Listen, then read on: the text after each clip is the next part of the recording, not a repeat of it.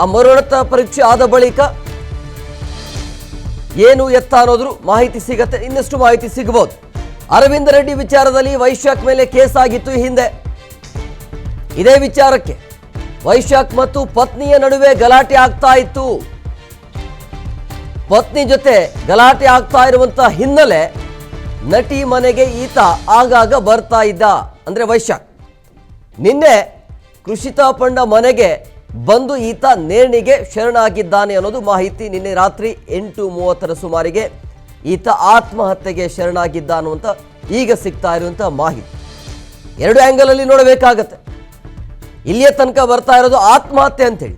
ಆತ್ಮಹತ್ಯೆನ, ಕೊಲೆನ, ಹೆಂಡತಿಯ ಮನೆ ಬಿಟ್ಟು ಕೃಷಿತಾ ಆ ಮನೆಗೆ ಹೋಗಿ ಈತ ಆತ್ಮಹತ್ಯೆಯನ್ನು ಮಾಡಿಕೊಂಡಿದ್ದು ಯಾಕೆ?